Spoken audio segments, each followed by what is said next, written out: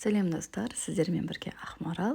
Ең алғаш дайындағаннан-ақ өте сәтті болып шығатын дастарханның сәнін келтіретін дәмі өте керемет түшпәрі дайындаймыз.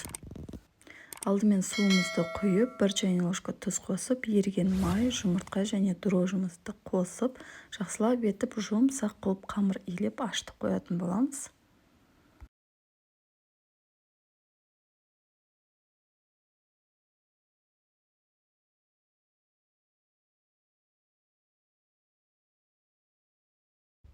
Қамырдың бетін жауып, 1 сағатқа жылы жерге қойып қоямыз.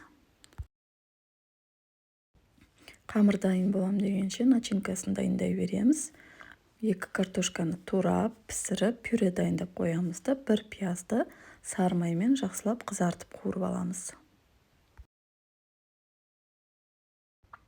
Пияз осылай қызарғанша қуырамыз да, дайын тұрған пюремізді қосып, газдың астын өшірмей, 2-3 минут осылай қайта-қайта араластырып, бұрышымызды қосып қуырып алатын боламыз.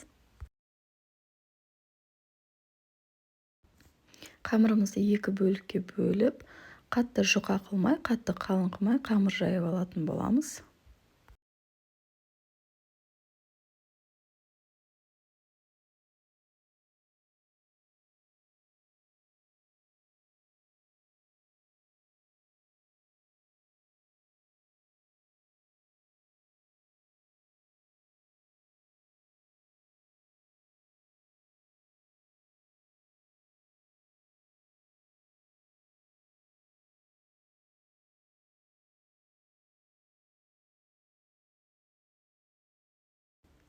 Қамырымызды осындай бөліктерге бөліп аламыз да, пельмен түйетін боламыз. Түйген кезде жан-жағын жақсылап басып, жауып қойыңыздар, ішіндегі картошка шығып кетпес үшін.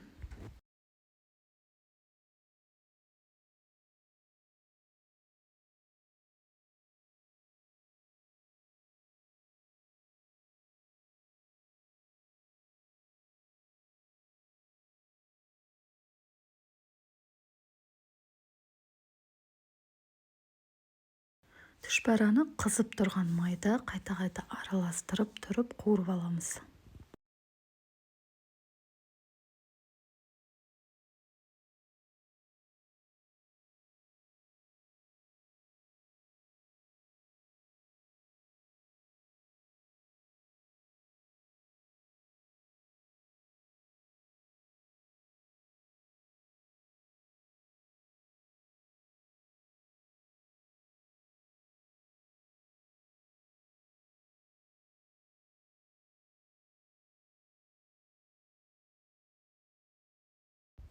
Мінекей достар, бірінші дайындағаннан-ақ өте дәмді болып шығатын түшпәрамыз да дайын. Сіздер де міндетті түрде жасап көріңіздер және де каналға тіркелуді ұмытпаңыздар.